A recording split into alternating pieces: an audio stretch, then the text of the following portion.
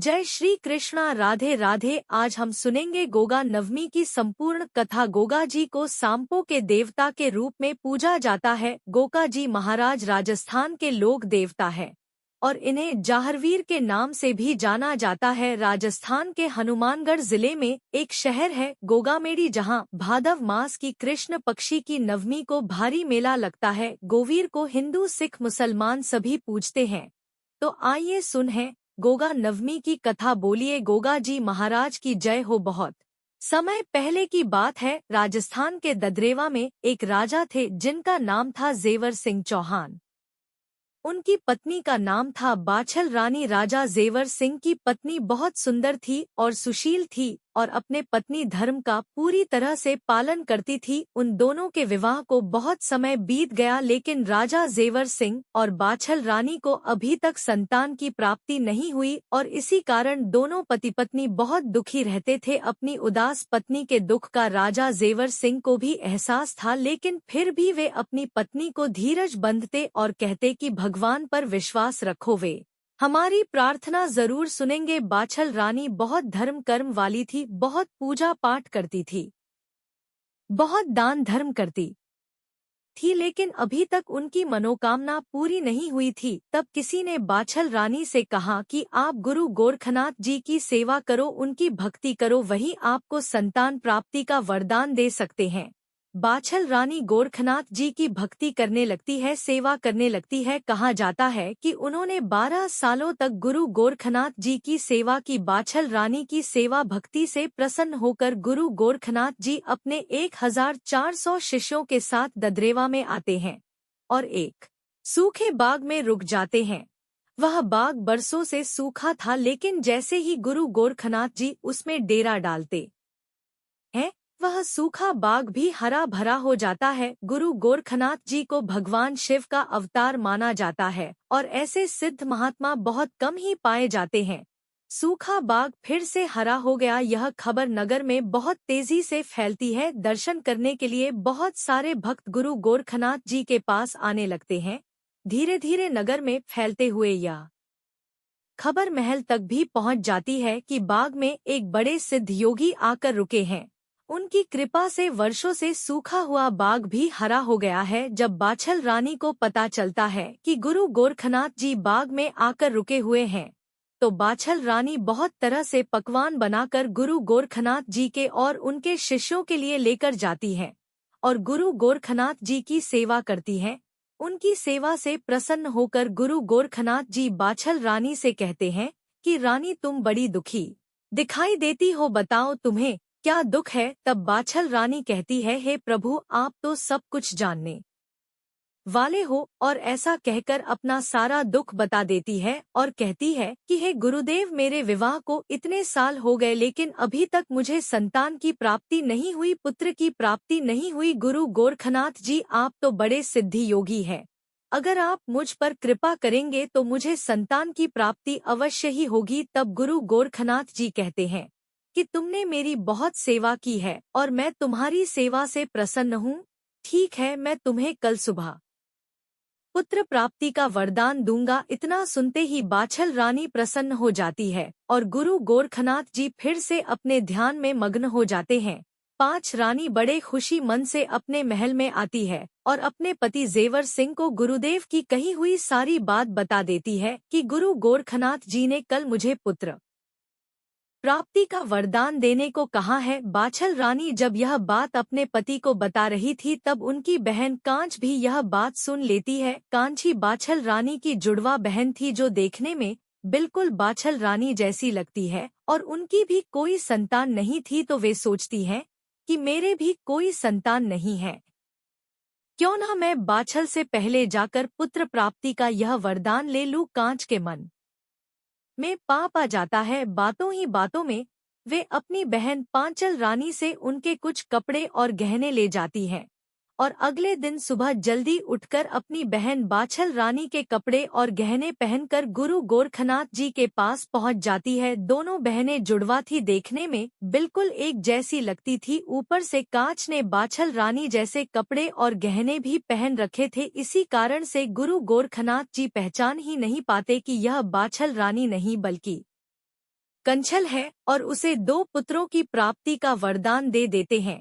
थोड़ी देर बाद जब बाछल रानी गुरु गोरखनाथ जी के पास आती है और उनकी सेवा करती है और कहती है, हे महाराज, आपने आज मुझे पुत्र प्राप्ति का वरदान देने को कहा था, तो गुरु गोरखनाथ जी कहते हैं, क्या कह रही हो? अभी थोड़ी देर पहले ही तो मैंने तुम्हें 2 पुत्रों की प्राप्ति का वरदान दिया है, अब तुम दोबारा कैसे आ गई हो? अब बाछल रानी समझ जाती है कि उनकी बहन ने उनके साथ छल किया है और वरदान ले गई, तो मैं गुरु गोरखनाथ जी को सारी बात बता देती है। गुरु गोरखनाथ जी रानी बाछल से कहते हैं कि धोखे से कांचन ने आकर मुझसे वरदान लिया है, इस वरदान से उसे जो पुत्र प्राप्त होंगे वे भी धोखेबाज ही होंगे, पाप और व्यभिचार करेंगे। कांचन ने धोखे से मेरा वरदान तो ले लिया, पर मेरा दिया यह वरदान उसके लिए अब अभिशाप बन जाएगा, क्योंकि उसके पुत्र का वंश कभी नहीं चलेगा। मैंने तुम्हें भी पुत्र प्राप्ति के वरदान का वचन दिया है, इसके लिए अब मुझे नागलोक जाकर गगल नाम का एक फल लाना होगा। इसके बाद गुरु गोरखनाथ जी रानी बाछल को वहीं पर रुकने कोडोट कहते हैं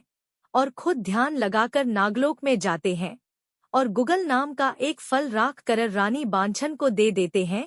अब तो रानी बांछन प्रसन्नता से अपने महल में आ जाती है। रानी बांछन गुगल के 4 भाग करती हैं, एक भाग तो वह खुद ले लेती है और 3 भाग छोड़ देती है। समय आने पर कांचन ने 2 पुत्रों को जन्म दिया, उनका नाम रखा गया अर्जन और सर्जन। फिर बाछल रानी के गर्भ से भी एक पुत्र ने जन्म लिया, गोगल फल से उत्पन्न होने के कारण उनका नाम गोगा जी रखा गया। बाछल रानी ने गोगल फल के जो 3 जाते हिस्से छोड़ दिए थे, उसे एक घोड़ी ने खाया, तो नीले रंग का घोड़ा जन्मा, एक सेता और तीसरे भाग से नरसी पंडा पैदा हुए, जो हमेशा गोगा जी के साथ रहते थे। बाछल रानी ने भक्ति पूर्वक गुरु गोरखनाथ जी से वरदान प्राप्त किया था, इसीलिए गोगा जी में भक्ति और वीरता दोनों गुण आए। जबकि कांची ने धोखेबाजी से वरदान प्राप्त किया था, तो अर्जन और सर्जन धोखेबाज और मिथ्याचारी हुए। धीरे धीरे दिन बीतते रहे और तीनों बच्चे बड़े हो गए। एक समय की बात है, गोगा जी अपने घोड़े पर बैठकर जा रहे थे, तो उनका घोड़ा एक बाग में जाकर रुक जाता है। घोड़े के पीछे पीछे गोगा जी भी बाग में चले हैं। वहां पर सीरियल रानी से उनकी भेंट होती है। सीरियल रानी गोगा जी को देखते ही उन पर मोहित हो जाती है, लेकिन फिर भी एक शर्त रखती है कि हम चौपड़ की बाजी खेलेंगे। यदि आपने मुझे हरा दिया तो मैं आपकी पत्नी बनने को तैयार हूँ, लेकिन यदि आप हार गए तो आपको मेरे यहाँ 6 महीने तक नौकरी करनी होगी। गोगा जी शर्त मान लेते हैं और सीरियल रानी गोगा जी से हार जाती है और कहती है कि मैं आपके साथ विवाह करने को तैयार हूँ। तब गोगा जी कहते हैं कि नहीं, ऐसे नहीं, मैं तुम्हें पूरे रीति रिवाज के साथ ब्याह करके अपने साथ ले जाऊंगा। तब सीरियल रानी अपने पिता से बताती है, तो उनके पिताजी गोगा वर से उनका विवाह करने को मना कर देते हैं, लेकिन गोगा जी हार नहीं मानते। एक दिन की बात है कि सीरियल रानी बाग में विहार करने जाती है, तो एक जहरीला सर्प आकर उन्हें डस लेता है। बहुत सारे वैद्य को दिखाया गया, बहुत इलाज करवाया गया, लेकिन कोई भी उस सर्प का विष नहीं उतार सका। तब ताखी, जो गोगा जी के सहायक थे, सीरियल के पिता के पास जाकर कहते हैं कि आप गोगा जी से निवेदन करें, वे गोरखनाथ जी के शिष्य हैं और उनके पास सर्प दंश की विद्या है, अगर वे चाहे तो सीरियल को ठीक कर सकते हैं। तब उनके पिता गोगा जी के पास जाते हैं और अपनी पुत्री को ठीक करने को कहते हैं, तो गोगा जी कहते हैं कि मैं आपकी पुत्री को ठीक कर सकता हूँ, लेकिन मेरी एक शर्त है, अगर मैंने आपकी पुत्री के प्राण लुटा दिए, अगर आपकी पुत्री जीवित हो गई तो आप उसका विवाह मेरे साथ कर देंगे। बस फिर क्या था, गोगा जी जाकर सीरियल रानी को बचा लेते हैं। सीरियल रानी के पिताजी गोगा जी के साथ अपनी पुत्री का विवाह कर देते हैं। बड़ी धूमधाम से गोगा जी और सीरियल रानी का विवाह हो जाता है। सीरियल रानी गोगा जी के साथ महल में आ जाती है। अर्जन और सर्जन, जो गोगा जी के मौसेरे भाई थे, वे गोगा जी से बड़ी ही ईर्ष्या रखते थे। गोगा जी का विवाह इतनी सुंदर राजकुमारी से हुआ है, यह देखकर दोनों ईर्ष्या के कारण जल भुन जाते हैं और सीरियल रानी पर बुरी नजर डालते हैं। मुस्लिम शासकों के साथ मिल जाते हैं और गोगा जी पर मुस्लिम शासकों के साथ मिलकर आक्रमण कर देते हैं। अब तो गोगा जी को बड़ा ही क्रोध आता है। घरेलू झगड़ा था, बाहर वालों को मिलाने की क्या आवश्यकता थी। गोजी अपनी अस्त्र शस्त्र लेकर युद्धभूमि की ओर चलते हैं। कहा जाता है कि गोगा जी इतनी महान वीर थे कि जब वे घोड़े पर सवार होकर चलते थे तो पाताल में भी उनके घोड़े की डाब सुनाई देती थी। मुगल सेना के साथ गोगा जी का घोर युद्ध होता है। अर्जन सर्जन की सहायता के लिए जो मुगल सेना आई थी वह गोगा जी की वीरता के आगे घुटने टेक देती है। बड़ा भयंकर युद्ध होता है। गोगा जी अर्जन और सर्जन का शीश धड़ से अलग कर देते हैं, लेकिन तब भी गोगा जी का क्रोध शांत नहीं होता। युद्ध समाप्त होने के बाद गोगा जी अर्जन और सर्जन के शीश को थाली में रखकर अपनी माता बांछन के चरणों में रख देते हैं। अपनी बहन के पुत्रों के शीश को देखकर बांछन रानी कहती है, अरे पुत्र, यह तुमने क्या कर दिया। मैं मानती हूँ कि अर्जन सर्जन धोखेबाज थे, लेकिन फिर भी तुम्हें उनका वध नहीं करना चाहिए था। क्या मैंने इसी दिन के लिए तुम्हें जन्म दिया था। अब तुम मेरी आंखों के सामने से दूर दूर हो जाओ और मुझे अपना चेहरा कभी मत दिखाना। तुमने मेरी बहन अपनी मौसी को निपटी कर दिया, उसका वंश खत्म कर दिया। तुम्हारे जैसे पुत्र को जन्म देने से तो अच्छा था मेरी कोई संतान ही नहीं होती। अब मेरी आंखों के आगे से दूर हो जाओ। अगर मैंने कभी तुम्हारा चेहरा देखा तो या तो तुम अपने प्राण दे देना, वरना मैं अपने प्राण दे दूंगी। माता की यह कठोर वचन सुनकर कोक जी को बहुत दुख होता है। माता की इच्छा है कि मैं अपना चेहरा उन्हें कभी ना दिखाऊं। बस इसी आज्ञा को शिरोधार्य करके वे जंगल की ओर जाने लगते हैं। लेकिन जैसे ही महल से बाहर निकलते हैं, सीरियल रानी उनके रास्ते में आकर खड़ी हो जाती है और कहती है,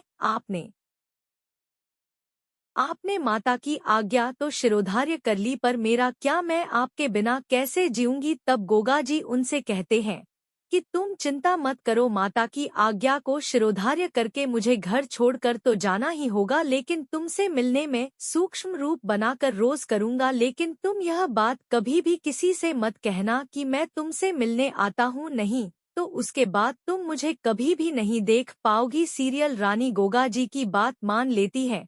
बस फिर क्या था, उस दिन से गोगा जी सूक्ष्म रूप बनाकर हर रात सीरियल रानी से मिलने आते हैं और सुबह होने से पहले ही महल से चले जाते। बाछल रानी को इस बात का कुछ भी कभी पता नहीं चला, लेकिन कुछ दिनों के बाद बाछल रानी को संदेह होने लगा, क्योंकि सीरियल रानी तो पहले की तरह ही खुश रहती थी, 16 श्रृंगार करती थी। ऐसा लगता था उन्हें अपने पति के जाने का जरा भी दुख नहीं।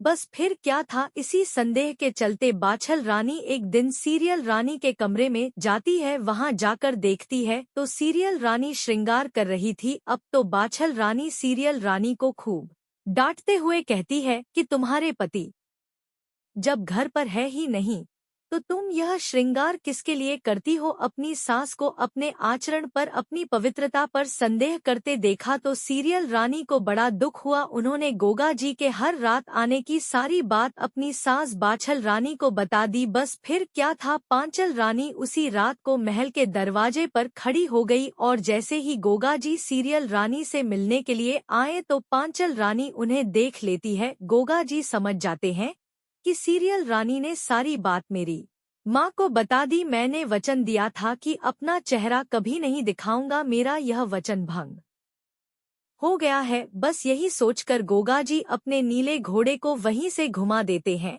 और जंगल की ओर जाने लगते हैं।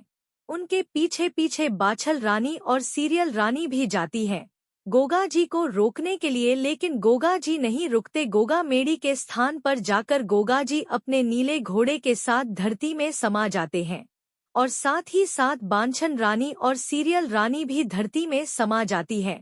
बोलिए गोगा जी महाराज की जय हो, नीले घोड़े वाले की जय हो, जाहरवीर भगवान की जय हो। एक समय की बात है, श्री योगेश्वर गोरखनाथ जी अपने शिष्यों को उपदेश दे रहे थे। तब उनके परम शिष्य ओगड़नाथ जी ने प्रश्न किया है, नाथ आप साक्षात शिव भक्ति के स्वरूप है, आप ही भक्तों के उद्धार के लिए अवतार धारण करते हैं, हे परम गुरु, कलयुग के प्रभाव से जिस समय मनुष्य की बुद्धि मलिन हो जाएगी, वह पापों में लिप्त हो जाएगा, उस समय मनुष्य घोर पापों को करने लगेगा, जिस कारण भूमंडल पर अशांति छा जाएगी। उस समय धरती पर इन घोर पापों के प्रभाव से विभिन्न रोग फैल जाएंगे, संसार में भुखमरी पड़ जाएगी। हे योगेश्वर, ऐसे घोर कलयुग में दान, पुण्य, तीर्थ यात्रा का पुण्य भी घट जाएगा। तब वह कौन सा शुभ कर्म होगा जिसके करने से मनुष्य जाति का उद्धार हो सकेगा? ऐसा सुनकर श्री गोरखनाथ जी ने कहा, है परम शिष्य, तुमने तो बड़ा ही उत्तम प्रश्न किया है, क्योंकि कलयुग के बढ़ जाने पर मनुष्यों को कोई भी सेवा, धर्म, कर्म, शांति प्रदान नहीं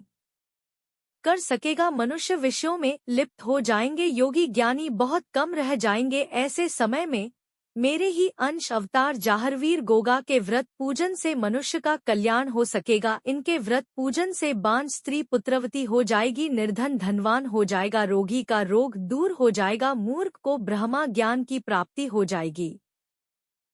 अर्थात इनके व्रत पूजन से मनुष्य की सारी मनोकामनाएं पूरी हो जाएंगी। इनका उपासक संसार में समस्त सुखों को भोग कर अंत में शिवलोक को पहुंचकर परम आनंद में विलीन हो जाएगा। प्रत्येक माह के कृष्ण एवं शुक्ल पक्ष की नवमी तिथि को श्री जाहरवीर गोगा जी का व्रत किया जाता है और इनका विशेष व्रत सावन और भादो की नवमी को किया जाता है। सावन और भादो की नवमी के 2 व्रतों का विशेष फल होता है। अपनी मनोकामना की पूर्ति के लिए 9 या 11 व्रत करने चाहिए। इनका व्रत धारण करने के लिए निश्चित तिथि को प्रातःकाल नित्य कर्म से वित होकर श्री जाहरवीर जी और गोरखनाथ जी की तस्वीर या प्रतिमा को एक ऊंचे आसन पर स्थापित करें। आसन पर नीला रेशमी वस्त्र बिछा दें और प्रतिमा के पास ही एक छोटा सा नीला झंडा भी खड़ा कर दें। योगजी महाराज की कथा अच्छी लगी हो तो चैनल को लाइक करें, सब्सक्राइब करें, वीडियो को शेयर करें। बोलिए गोगाजी महाराज की जय।